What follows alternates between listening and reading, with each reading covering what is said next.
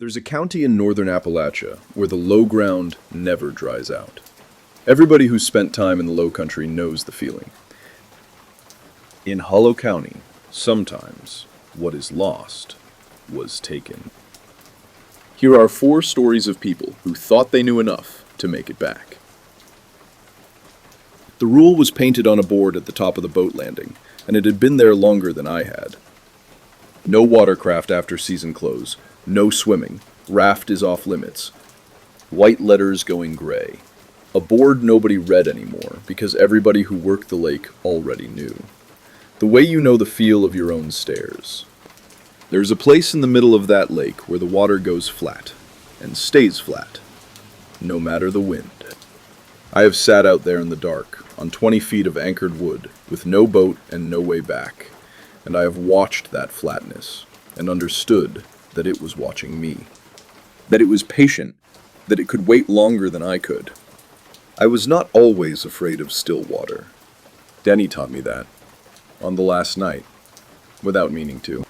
Denny and I read it out loud to each other in funny voices, the night we broke it, because that's what the rule had become to us by then. A joke, a thing for campers and parents and the insurance company. We put the canoe in the water under that sign, laughing, and we paddled out to the raft in the last of the light. And I am the only one who paddled back. Camp Quechuan empties in a single day at the end of August. Buses at 10. The last parents' cars by noon. And then a quiet comes down over the whole place all at once, like a hand laid flat on it. By 3, the counselors are gone. What's left is the shutdown crew. And that year, the shutdown crew was 2. Me and Denny. We'd volunteered for it, because a week of closing the camp down together, with nobody else on the property, was the only way we'd figured out to have the thing we had without the whole staff watching us have it. We were careful all summer. 2 men on a summer camp payroll, in this part of the state, learned to be careful without talking about it. And we'd been careful. And the reward we'd promised ourselves was this. The last week of August, the camp hours, the lake hours, nobody for 3 miles in any direction. We were not expected anywhere. Nobody knew we were out there, and nobody would come looking for days. And we'd arranged it that way on purpose. And we'd been glad about it. We drained the lines and pulled the swimming docks, and hauled the canoe fleet up into the racks under the boathouse. All week, sweating and easy with each other in a way we never got to be. And on the last night, with everything put away and the sign-off sheet all but signed, Denny looked out at the water going gold and then blue and said we should take one out to the raft. The raft was the last thing still in the lake. A wood and barrel platform anchored out in the middle where the swim tests were run. 20 by 20, a diving tower on one corner. It was supposed to come out, too, but that was a job for the county's pontoon crew in September, not for us. So it sat out there, alone on the flat water, and Denny wanted to take a canoe out to it and drink the beers we'd hidden in the mess hall cooler and lie on the boards under the stars on our last night with the lake to ourselves. I said the sign, I said it like a joke, because it was a joke, and he read it to me in a preacher's voice. No watercraft after season close. And I read the next line back to him, lower and dumber. Raft is off limits. And we laughed and put the last canoe in the water and paddled out to the raft in the dark coming. And for about an hour, it was the best I have ever felt in my life. 2 of us on our backs on the warm boards, the beer cold. The lake, dead flat and holding the last light. The camp a black shape behind us with no one in it. Denny's hand found mine on the wood between us. We didn't talk much. There was nothing out there to be careful about, for once. No staff, no campers. No board with a rule on it that could see us. Just the water, all around, holding still. I thought it was holding still because it had nothing to do. The canoe was tied to the raft's ladder with a painter line, a simple half-hitch Denny had thrown, and I was looking right at it when the lake took it. The water was flat, There was no wind, no wake, no wave. The canoe sat alongside the raft the way a canoe sits, and then the bow of it dipped. Just dipped, nosed down, the way it would if a heavy hand had pressed the front of it, and it slid forward, and down, and under, smooth, without a splash, the painter line paying out taut off the ladder, and then snapping tight, and then snapping through, and the canoe went down into the black water, bow first, like something had reached up and taken it by the nose, and pulled. It didn't swamp. A canoe that fills with water settles and floats low and wallows. You can bail it, flip it, save it. This one was drawn down, whole and dry and fast, and the flat surface closed over the last of the stern, and there was a single spreading ring, one ring, widening out across the surface of the lake. And then the lake was flat again. And there was no canoe. Denny was up on his knees at the edge of the raft, saying, "No, no, no," low, reaching a hand down toward where it had been, like he could still grab it. I got hold of the back of his shirt without deciding to. Some part of me, faster than the rest, did not want his hand near that water. We knelt there. I told him it must have had a leak, must have taken on water while we lay there not watching, must have gone down slow and we just caught the end of it. I said it fast and I said it twice. And Denny didn't answer, because we both watched it.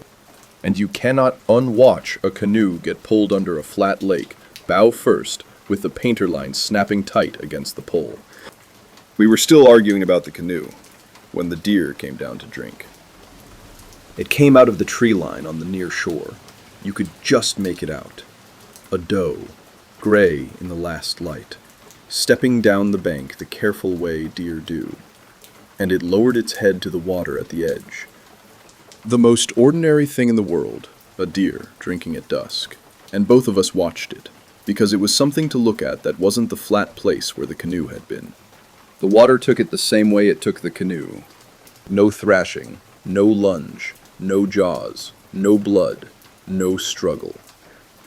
The doe was drinking, and then the water at its feet rose, not a wave, a rising, the lake standing up around its legs. And the doe went down into it, pulled off its feet, and down and under. One clean motion, and its head was the last of it. And there was a ring spreading out from the shoreline. One ring, and then the lake was flat, and the shore was empty. And a deer that had been alive a second ago was simply not anywhere. Denny made a sound I'd never heard him make. The sign at the landing was not for the insurance company. The sign was true. Everything that went into that water after close, the lake took.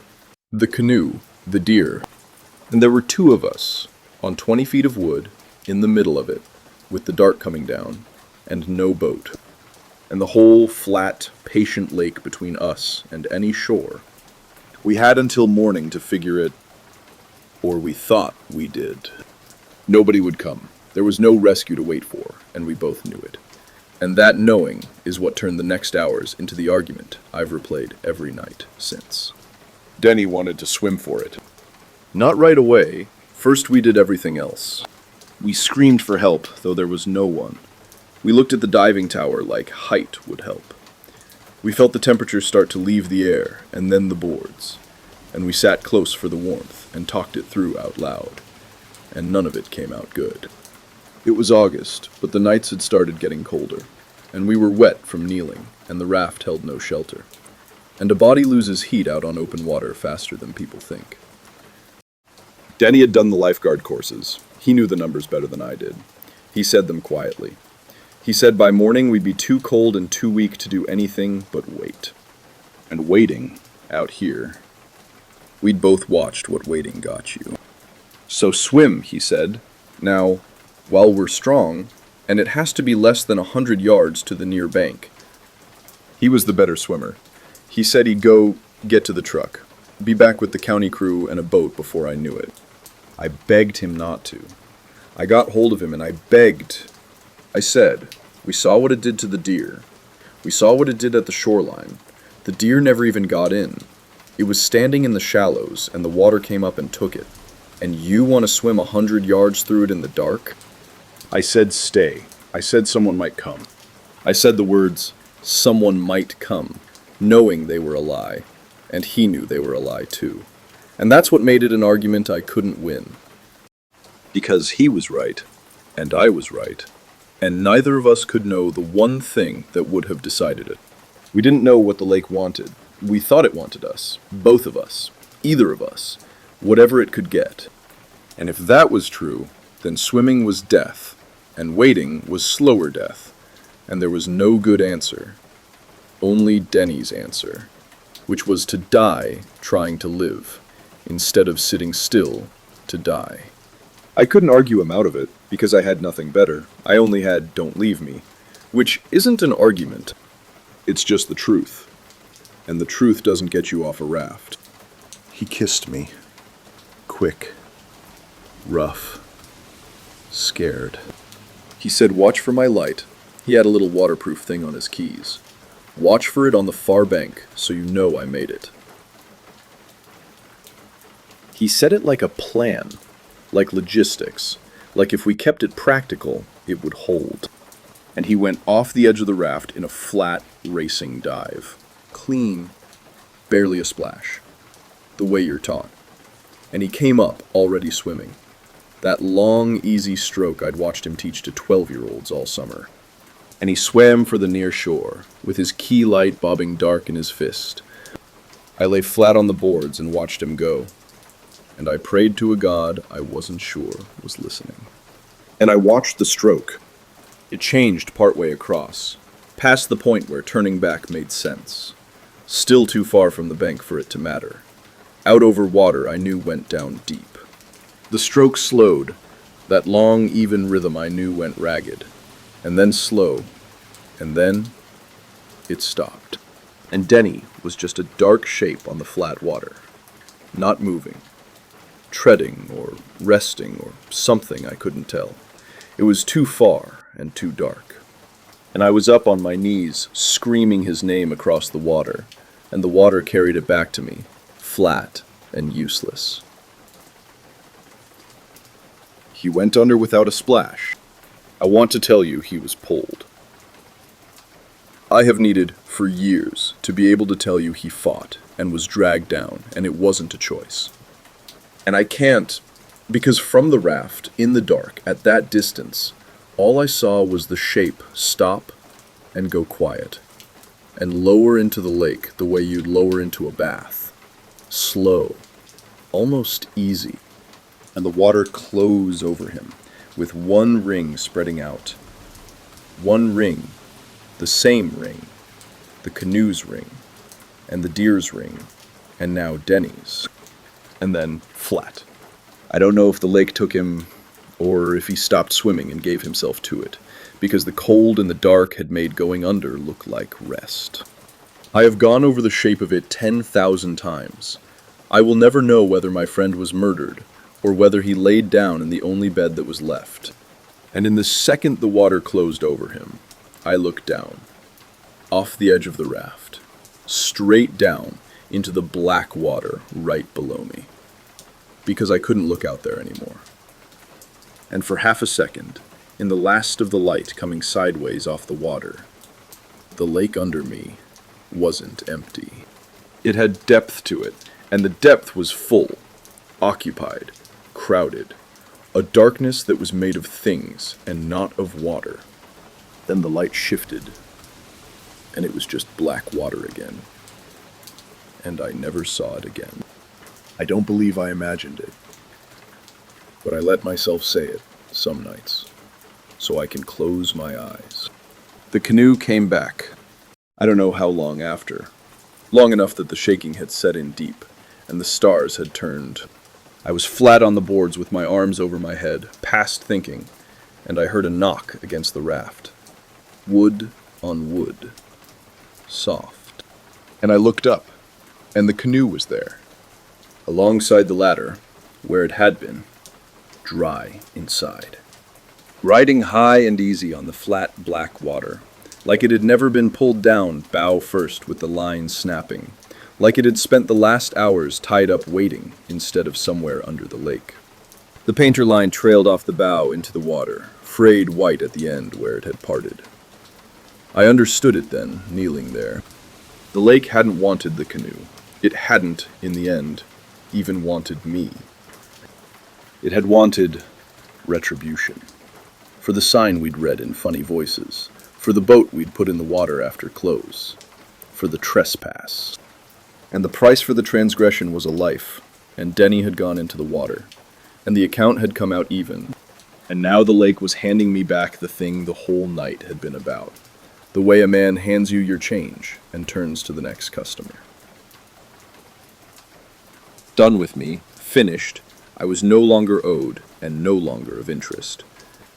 I got in the canoe, there was no paddle, the paddle had gone down with it and not come back. Only the hole, only what I needed to reach the shore, and not one thing more. So I paddled with my hands, kneeling in the bottom, across the flat middle where Denny had gone under. And the lake let me. It let me the whole way, calm and ordinary and black under my hands. Just a lake like any lake.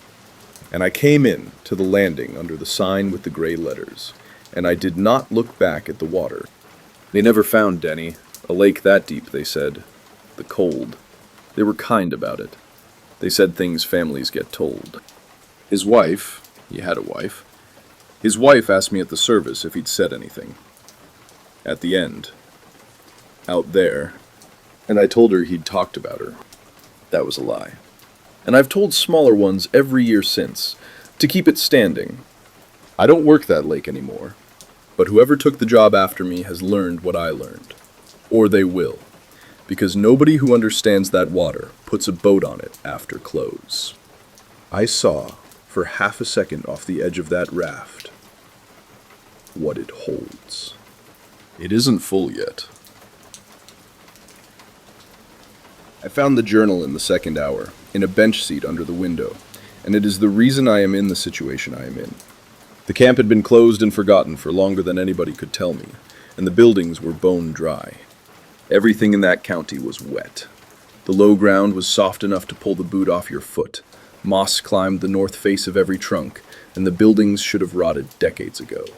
But it was dry. Bone dry. Board and beam. Dry all the way through in a place where nothing else was. I'd come to walk the old Blackwood camp before I decided what to do with it, and I stood in the doorway of the nature lodge a while before I went in, and I remember thinking that a building has no business lasting like this out here.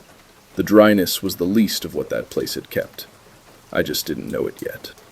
I'd found the place the way you find the good ones, by accident, off a road I had no business being on. The old Blackwood camp, a summer camp on a cold, spring-fed lake in the back of Hollow County, shut down and left behind so long ago that nobody I asked could tell me the year for certain. It was bigger than I'd expected from the road. A waterfront gone to reeds, a lodge, a scatter of camper cabins set back under the trees on the high ground, all of it swallowed in wet woods and quiet. Forgotten so thoroughly, the county seemed almost surprised to be reminded it still held the deed. I'm the kind of man who sees a place like that and can't let it alone. Somebody had loved it once, and then everybody had stopped, and I wanted to know if there was still something in it worth making into something. So I got a key and the run of a camp nobody else wanted, and I went to walk it and see for myself. The Nature Lodge was the smallest building on the property, and the one I started with. 1 room and a loft. A naturalist's cabin, where kids had once learned to press leaves and name birds, back when the camp ran its summer programs, before the money went and the gate got chained. The dryness was the first thing, once I was inside it. The second was how much had been left. You'd think a place standing open this long would have been stripped by vandals or nostalgia, but the lodge was full.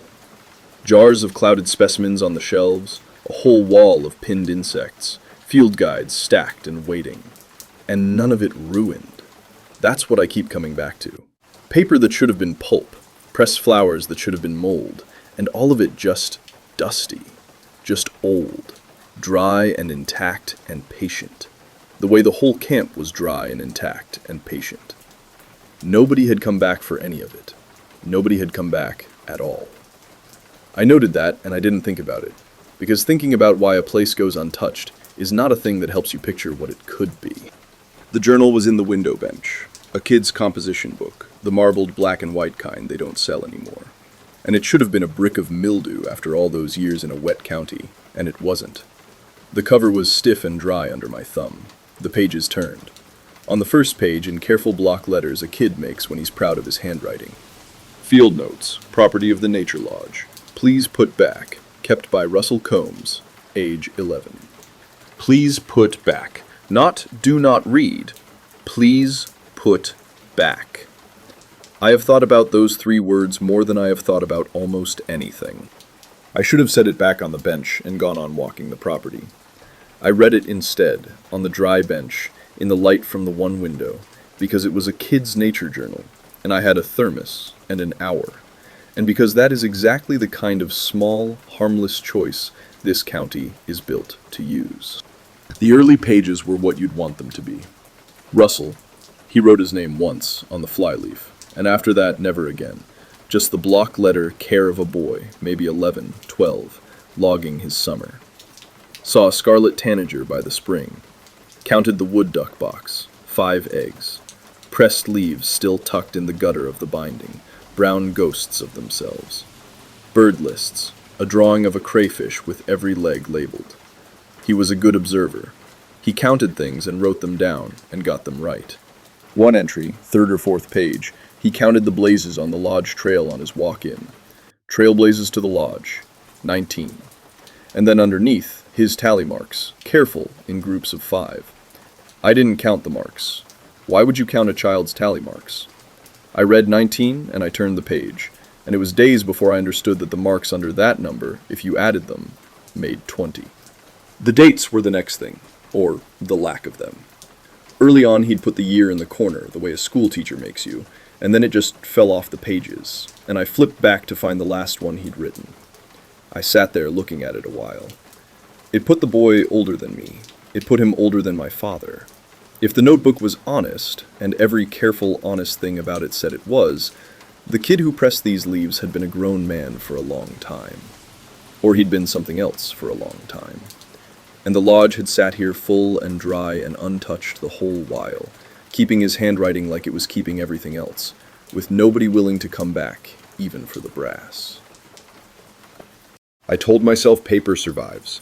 I told myself a date is just ink. I read the whole thing that afternoon, cover to the place where the writing stopped, and then I sat in that dry, still lodge with it closed on my knee, longer than a sane man sits alone in an empty building. And then I locked up and drove back to the motel, and I took the notebook with me. I told myself I'd hand it in to whoever the county wanted to have it. I knew even then that I wasn't going to. Some things you read make themselves yours. I didn't take the place on that week. I meant to. The paperwork sat in my motel room going soft in the humidity, and every evening I told myself I'd sign it in the morning, and every morning I drove back out instead and walked the dripping woods and stood in the dry camp at the center of them and did not sign anything. Because of the notebook. I read it more times than it needed. That's the honest thing. A curious man alone in a motel with a dead phone signal and a boy's field journal is going to read it until he's memorized it. And I did. And somewhere in the 3rd or 4th night, the part of me that wanted the reading to end somewhere did what everybody does now. I typed his name into my phone. Russell Combs. Blackwood Preserve, Hollow County. I figured I'd find the ordinary kind of trace a person leaves behind, 70 years on. An obituary. A grave with dates on it on one of those cemetery sites. A grandchild's genealogy page with his name in the branches.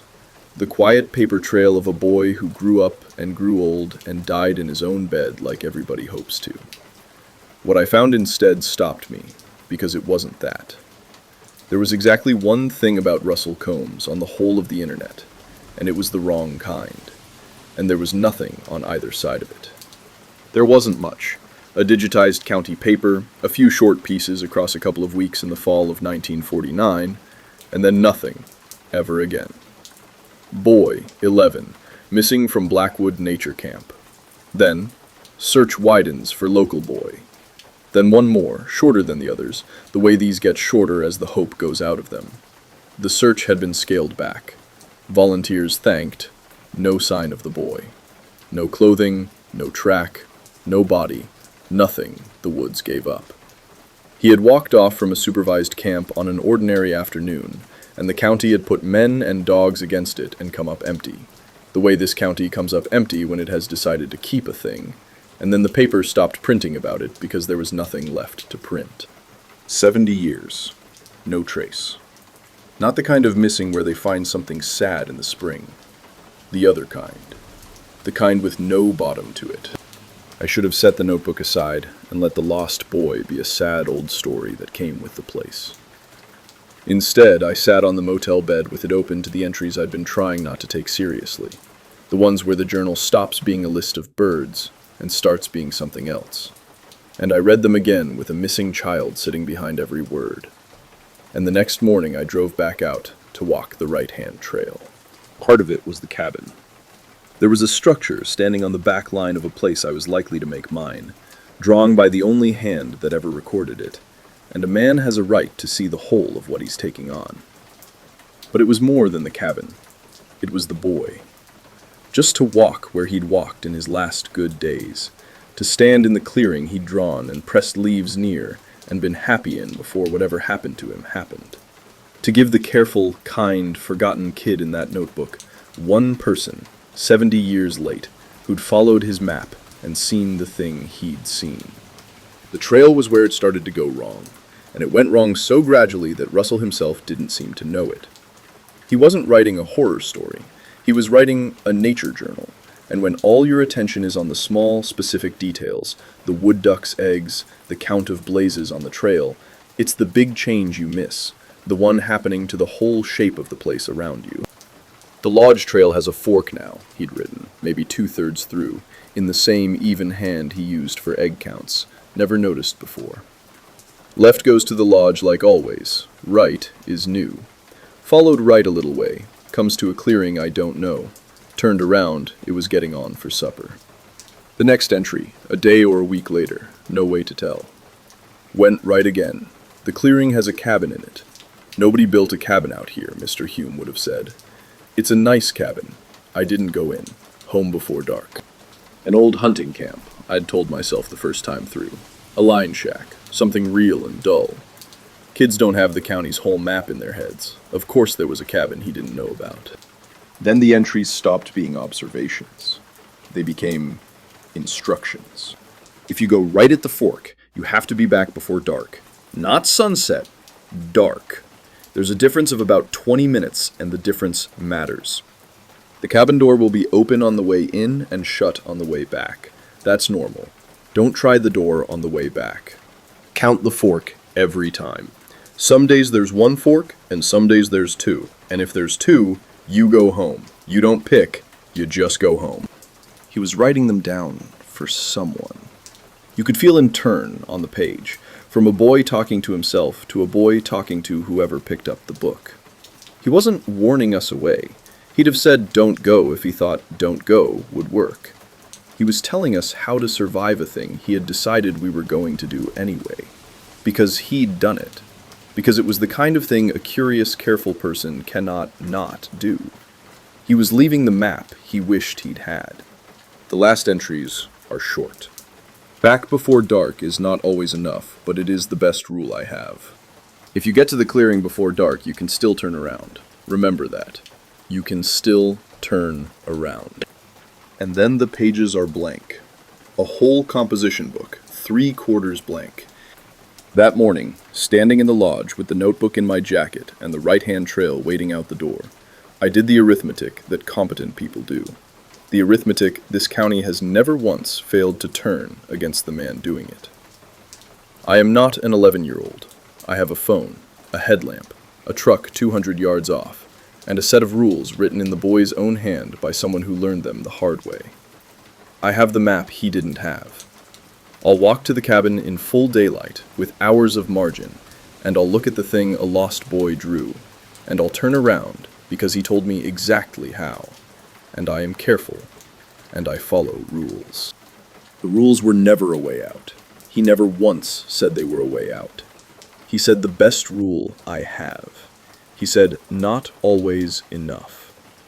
I read a boy's honest account of a thing that kept him, and I heard permission to go, because I wanted to go, and the wanting did my reading for me. I found the fork exactly where he said. It was really there, in wet daylight, an hour before noon, a left that went to the lodge, and a right that shouldn't have existed, and did. I stood at it, and I counted it out loud like a fool alone in the woods. 1 fork, 1, the way he said.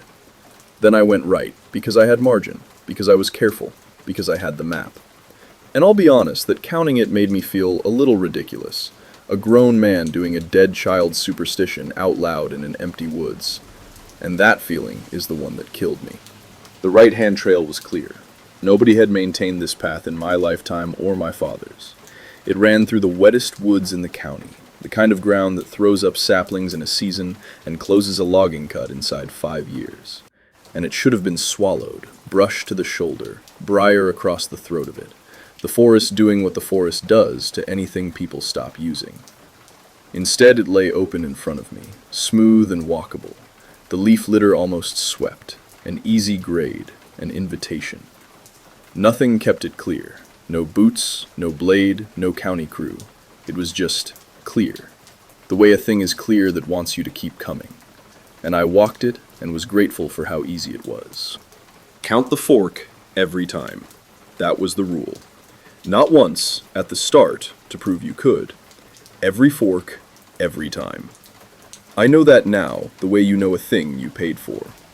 But the trail ran on straight and single for a while, and I let the counting go. Because I'd done it. Because I'd satisfied the rule as I understood it. So when the trail split a second time, further in, I didn't count it. I barely looked at it. There were 2 ways on, and the right-hand one pointed at the cabin, and I took it the way you take the obvious branch, without a thought. I'd gone maybe 40 steps down that unchecked branch when I put my boot through something under the leaves. I never saw it. A stake, a spike of old fence, the barb of some iron the woods had swallowed and kept. It went up through the sole and into the meat of my foot, a bright, hard punch, and it put me down in the wet. When I got my weight off it, the boot was already filling, warm. And sitting there in the mud, with the boot warm and heavy on my foot, I had a thought I didn't like. I'd skipped the fork.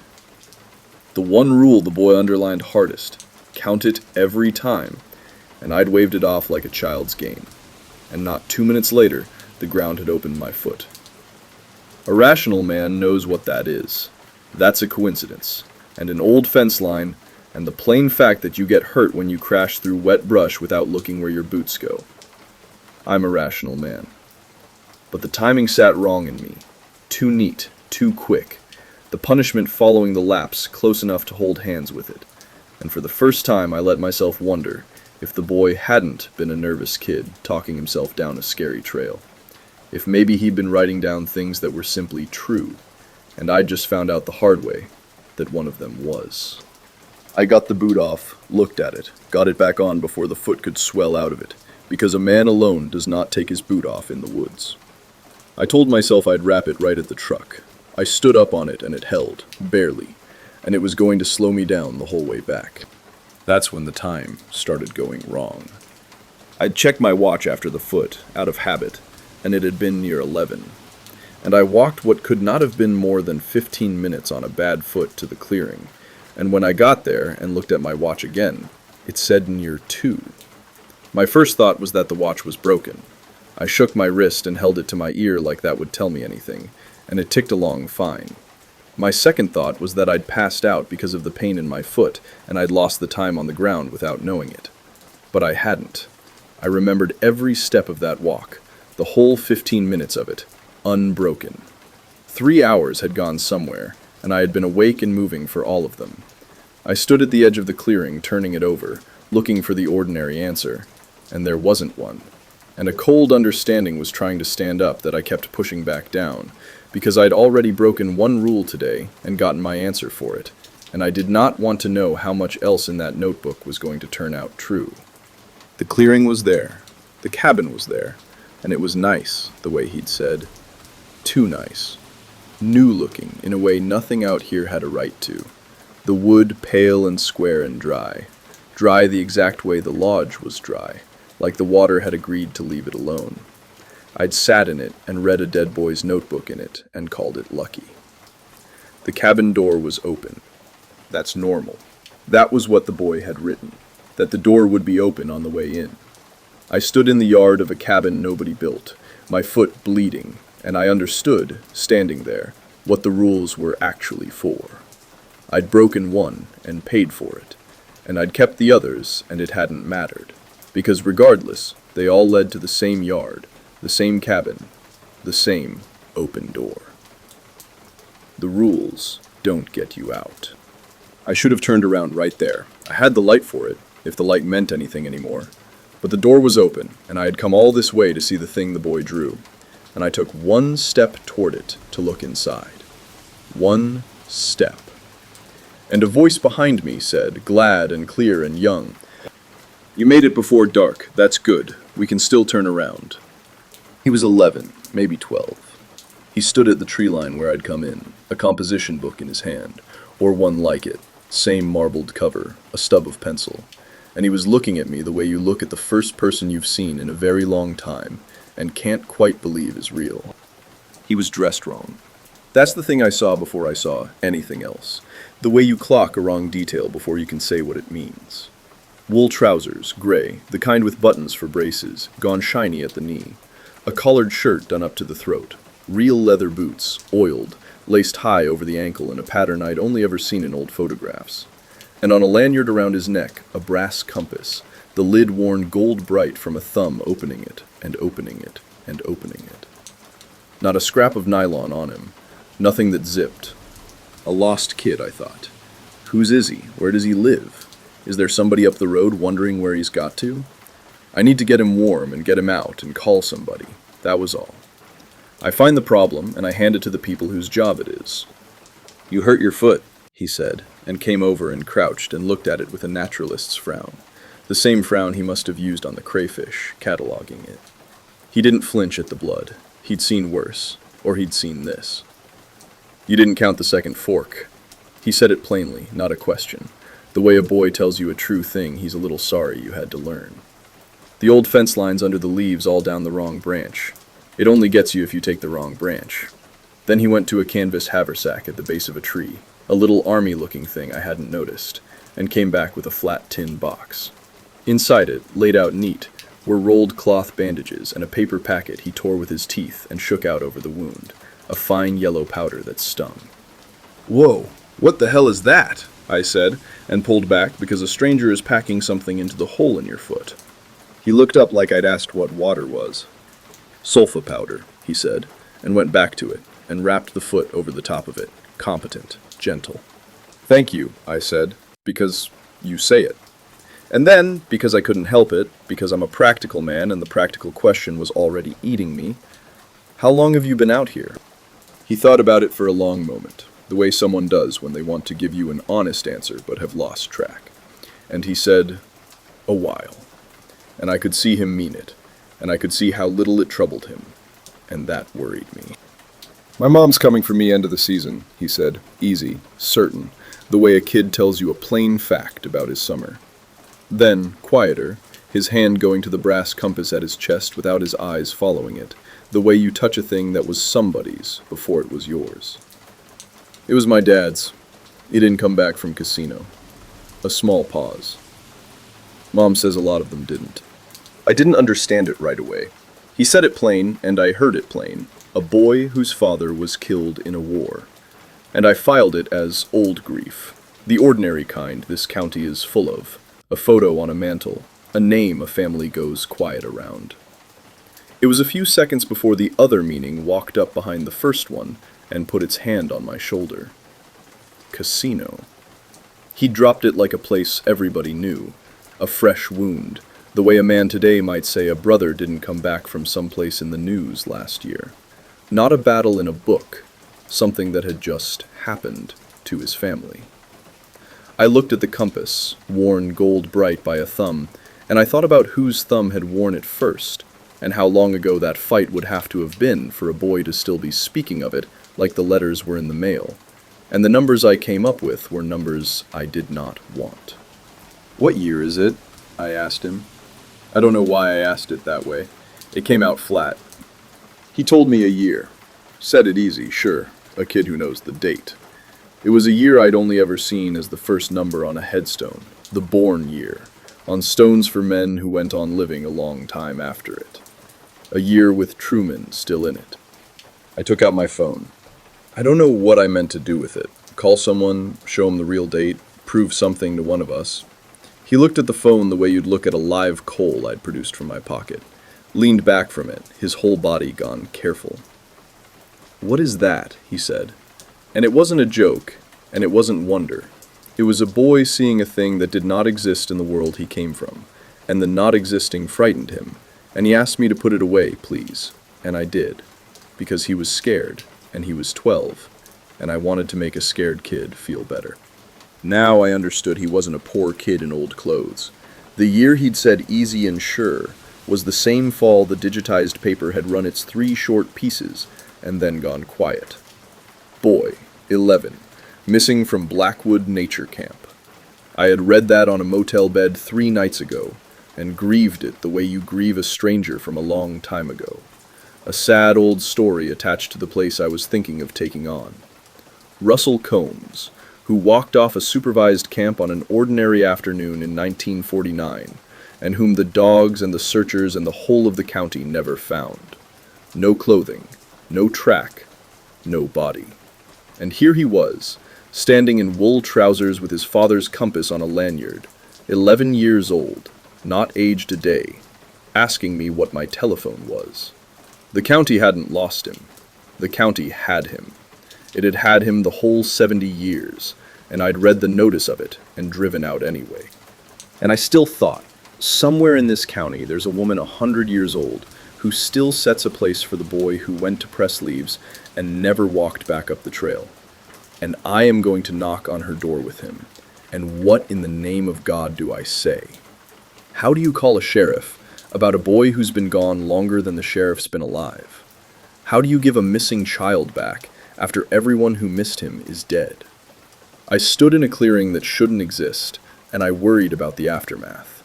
I was so busy being frightened of walking him out that it took me too long to notice he had no intention of being walked anywhere, and that I was the one who wasn't going to leave.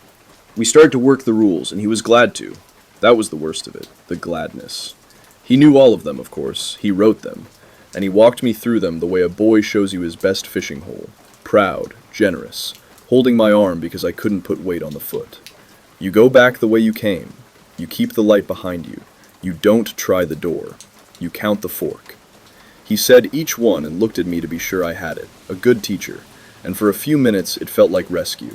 It felt like the two of us would solve this together and walk out into the real afternoon, and I'd deal with the impossible conversation. Because dealing with things is what I do. I started to notice the wrongness growing at the edges. Not all at once. I noticed it the way you notice the tide has come up around a rock you're sitting on. The light hadn't moved. My whole march in, the sun had climbed and burned off the morning and put me past noon, and then somehow past 2. Now, for however long we'd stood here working the rules to leave, the light on the clearing sat exactly where it was. Not sunset, not dark. That gap of about 20 minutes he'd written about, that difference that matters. We were standing in it. We had been standing in it the whole time. And I understood that we always would be, that the light in this clearing did not move, because the clearing was not inside a day at all.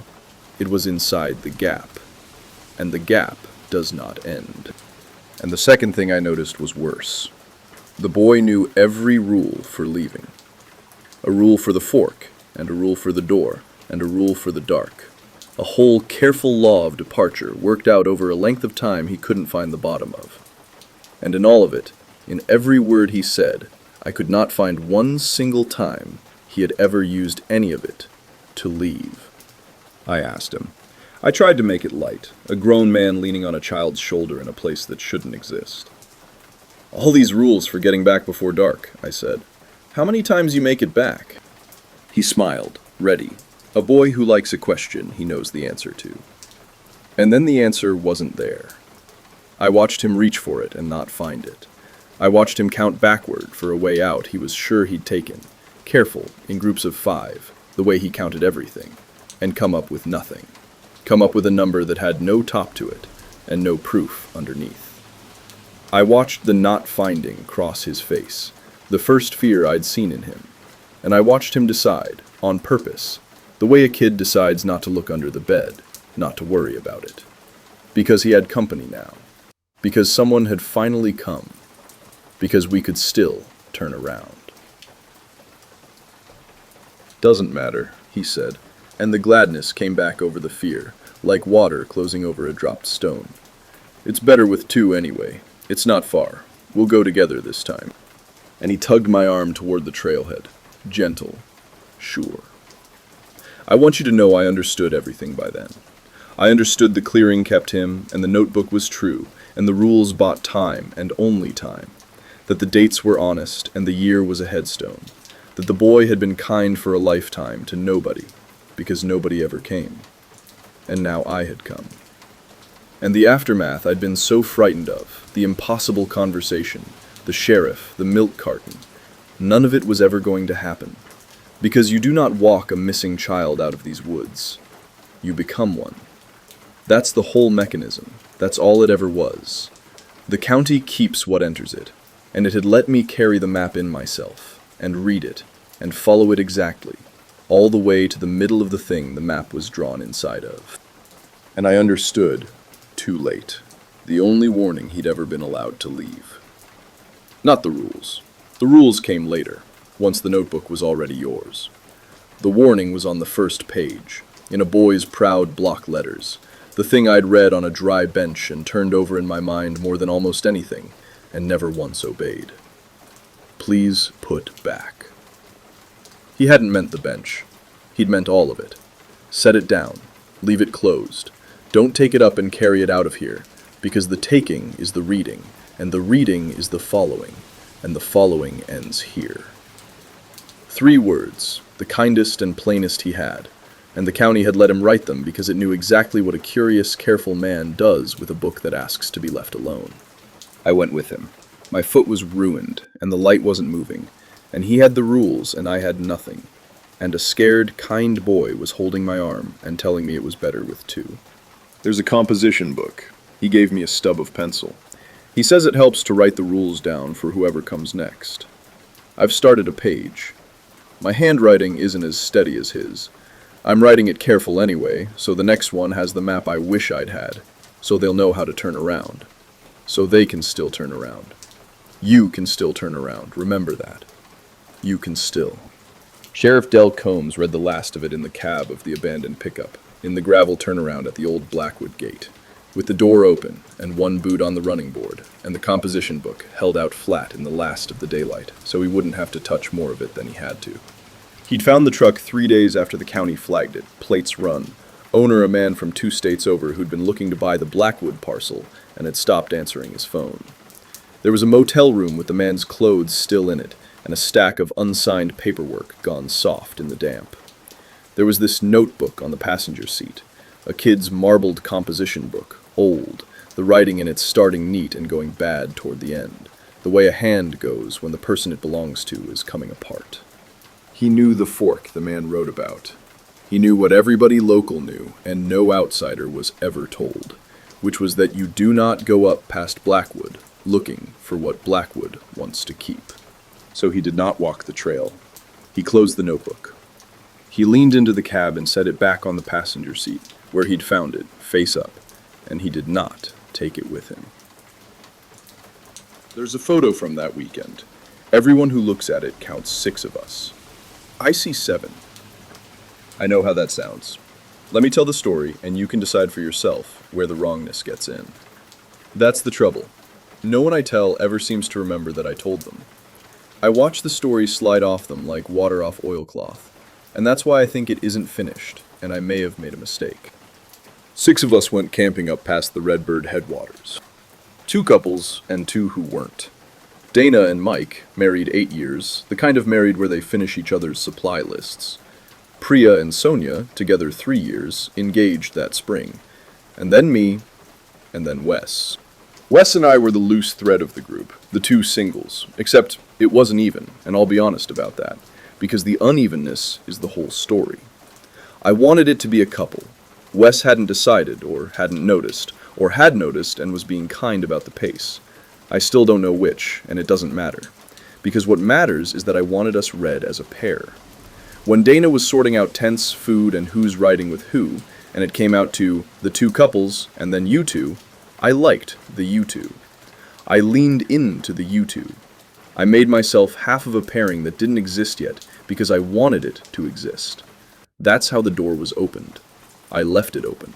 I held it open, and I smiled about it. The trip was Priya's idea, a stretch of backcountry up in the Redbird. 3 nights, no cell signal, the kind of trip our group did twice a year. We were competent people. Nobody here was a fool in the woods. It rained the first afternoon. Hard. The kind of northern Appalachian downpour that comes up the hollow like it's late for something, and then sits on you. We waited it out under a tarp, playing cards, and it was good. It was the good part. 6 friends and a card game and rain like static on the nylon. By the time it cleared, the creek we'd planned to follow up to our permitted site was over its banks. Not dangerous, just up. Brown and pushy, and not worth the fords it would have taken. And Mike, who read water better than any of us, said we'd lose 2 hours and a dry pair of boots each, doing it the planned way. Or we could cut up the east side on an old skid trail and camp at the bench above the confluence. That wasn't our permit, but it wasn't anybody's, and nobody was checking permits in a county nobody came to. We took the skid trail. It was the right call. The detour was just weather and good judgment. We came out on a flat bench above the water, mossed over and quiet, a fine place to camp, a place we'd never have chosen and never have found if the creek hadn't sent us there. We set up. 2 couples' tents, and then my tent and Wes's tent. Close, but not together. The open question of us pitched a polite 4 feet apart. 6 people. I counted the tents that first night without meaning to, the way you do, and there were the right number of them, and everything was fine.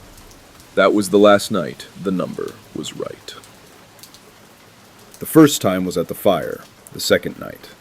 We were passing a flask, and Dana was doing the thing Dana does, the roll call. The head count by affection, where she goes around the circle and says something warm about each person because she's 3 drinks in and loves everybody.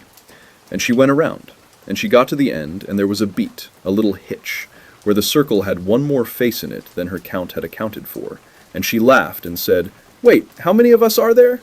And we all laughed, and somebody said 6, and somebody else said 7 now, and there was a guy across the fire I was looking straight at. I want to describe him, and I can't. And that's the first symptom. That's how you'll know it started when it starts for you. He was completely ordinary and completely there. Firelight on him like on the rest of us. A guy. Our age. And when Dana said 7 now, he tipped his head like, "Yeah, you got me. I'm the extra." Good-natured. And the whole thing was so warm and so easy that the question, "Who is that?" came up in me and went down again in the same breath, the way you'll notice a stranger's face on a train and then your stop comes. 7. Around a fire that 6 people had built. And nobody's alarm went off, including mine, because he was with us. He was clearly with us. He was with, and here's where my mind did the thing, the first small edit. He was with the couple's side of the circle. So he must have come with one of the couples, an old friend of Mike's maybe. And that answer was so comfortable that I put the question down and picked the flask back up. The second time was the next morning, and it was mine, and I'm not proud of it. I was at the water filter with Priya, and I said, low, "Who's the extra guy? Did Mike invite somebody?" And Priya looked at me with real confusion and said, "What extra guy?" And then, before I could point, her face cleared and she said, "Oh, Colin? He came up with you and Wes, didn't he?" And the name landed in me like a key in a lock I didn't know I had. Colin. Yes, Colin, of course. The drive up, he'd been in the... And I reached for the memory of Colin in the drive up, and the memory came. It came smooth and complete. Colin in the back seat, Colin's bag by the trailhead. And the relief of it was enormous. The wrongness just dissolved.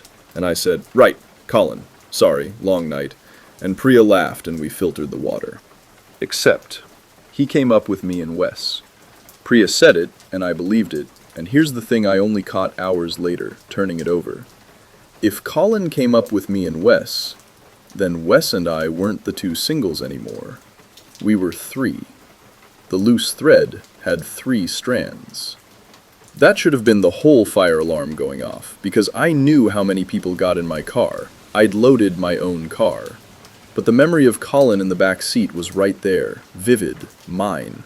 And it was easier to trust the memory than to trust what I'd loaded into my own car with my own hands. And I trusted the memory. That's the trap. It's always easier to trust the memory. The memory is inside you. What actually happened is just a cold fact on the outside, and it doesn't warm you the way the memory does. The third time is where it stopped being deniable, and where it started colonizing the past.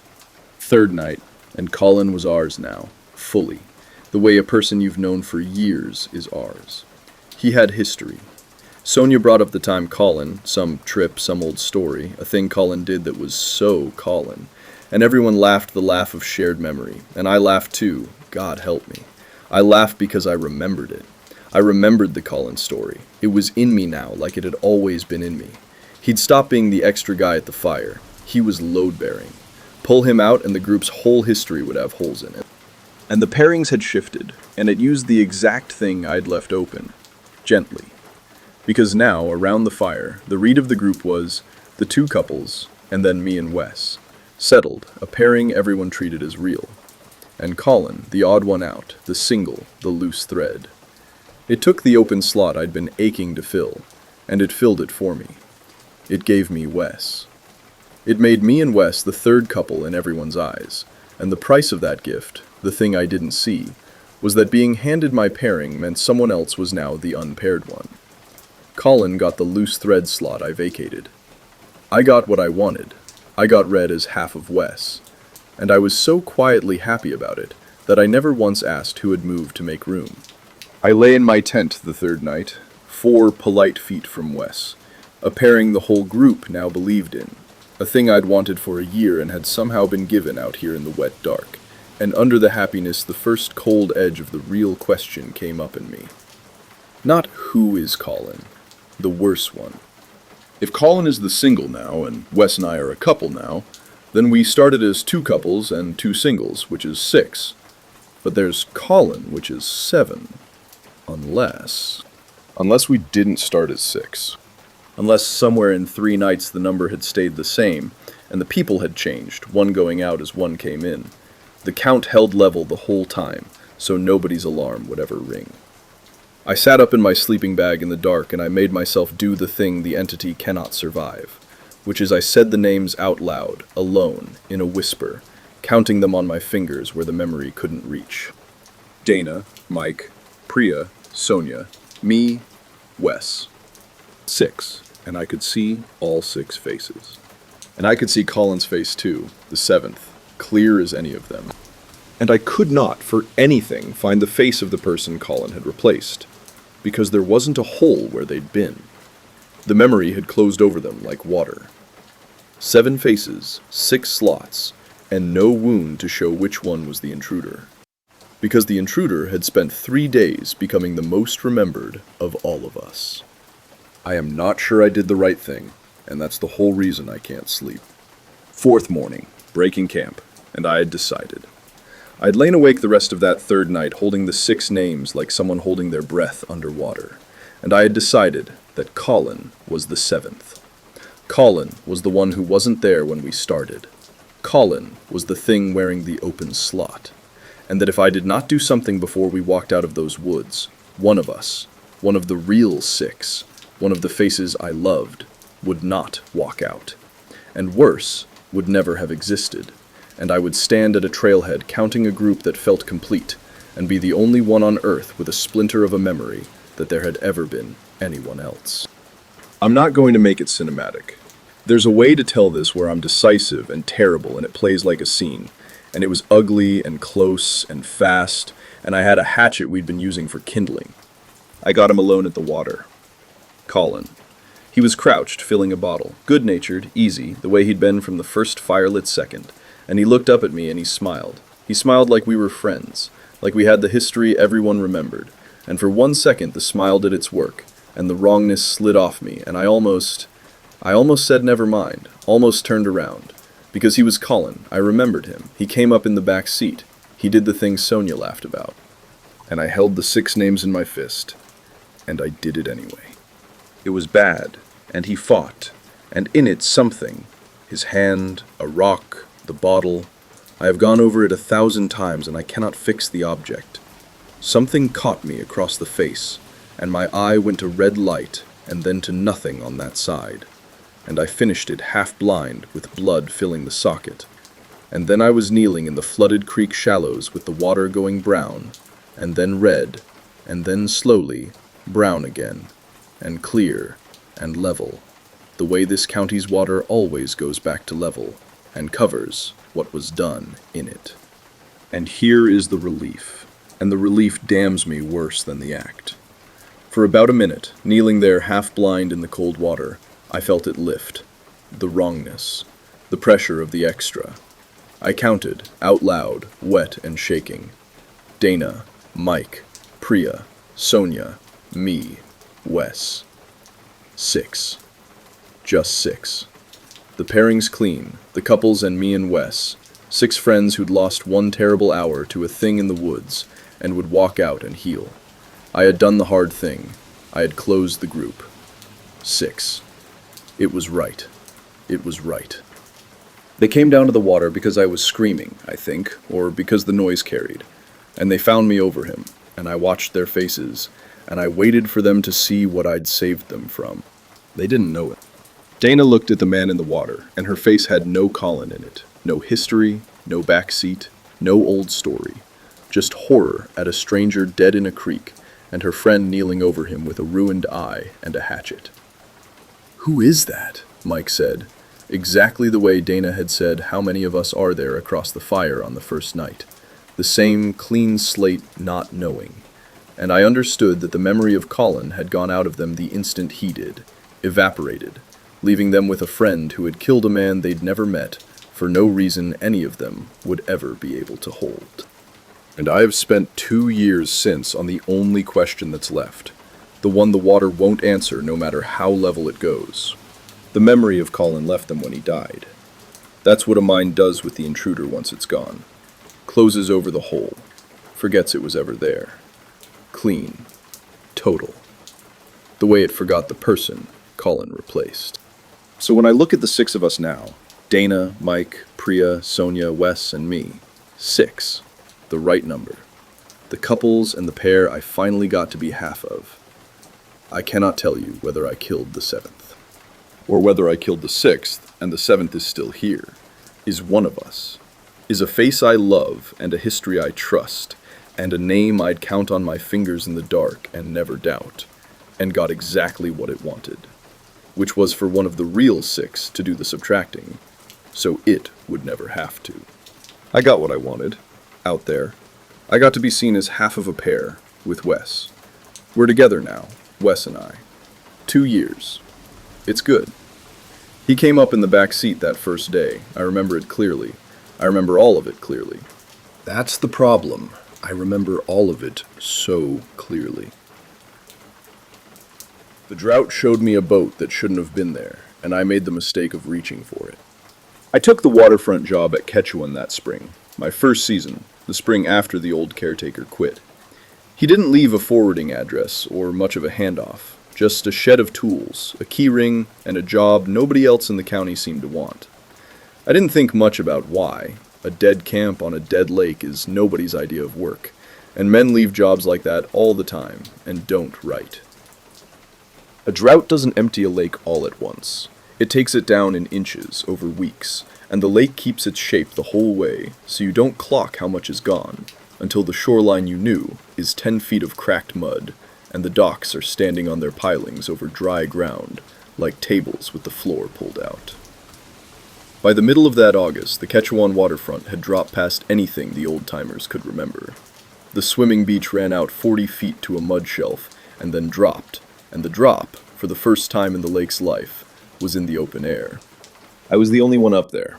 Camp had gone under years back. funding, insurance, the usual slow death of a place nobody comes to.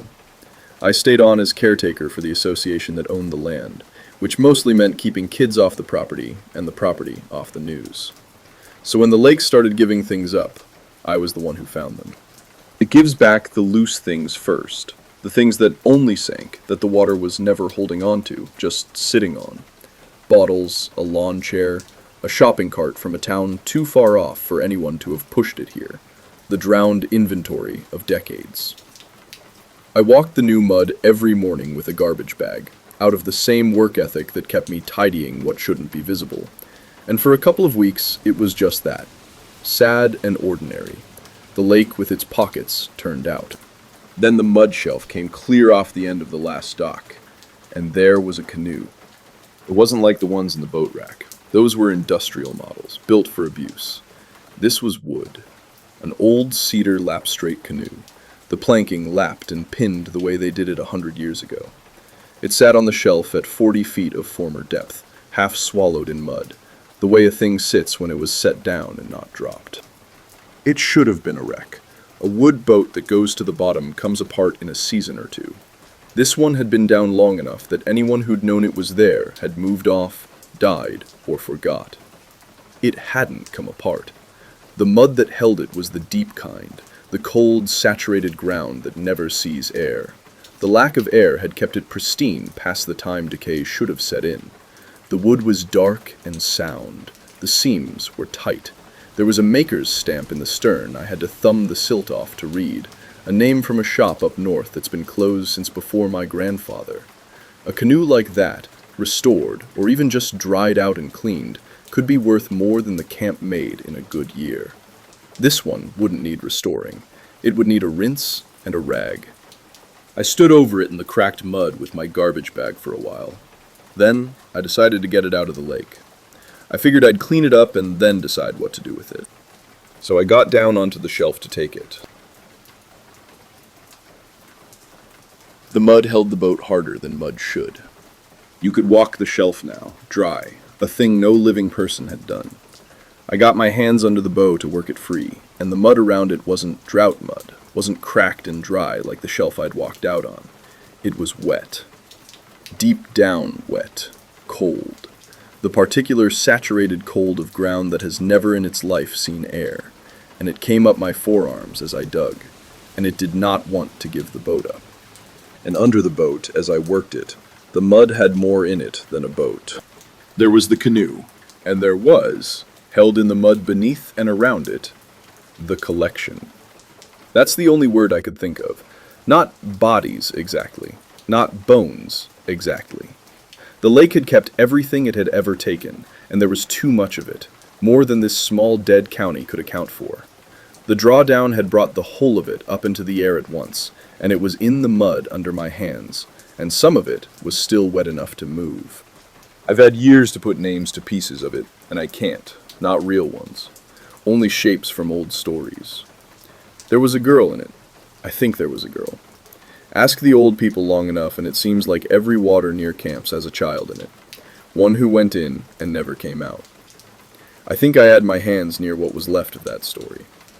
There was a man, before my time, that went in over the deep end. The lake had him in that mud too. And there was the rest, an uncountable number. Everything every low place ever took. All of it kept, none of it given back. All of it here at once in the one dry August that made the lake open its collection. I stopped. The instant I understood, I stopped digging, and I started to climb back up the lake bottom toward the safety of the shore. That's when the water came back. Not rain. There was no rain. There'd been no rain in 3 months. That was the whole point.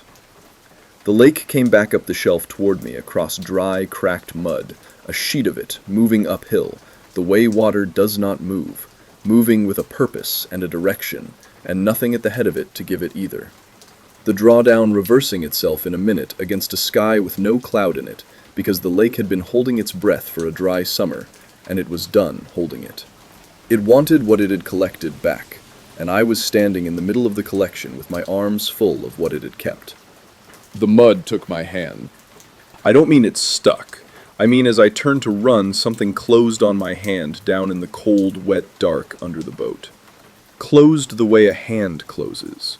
It crushed down through the small bones of my hand with a patience that was worse than force, and it began, without hurry, to pull me back down the shelf into the rising water, toward the collection, to be added.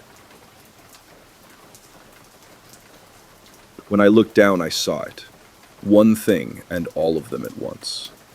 It was made of the collection, of everything the water had kept and never given back, and it was coming up out of the mud. Hands. It was hands. Hands, some of them small, packed and folded into each other the way you'd wad a fist of wet clay, and they came up out of the shelf still wearing the mud-like skin, and the small bones inside them slid and clicked and reset themselves as they rose.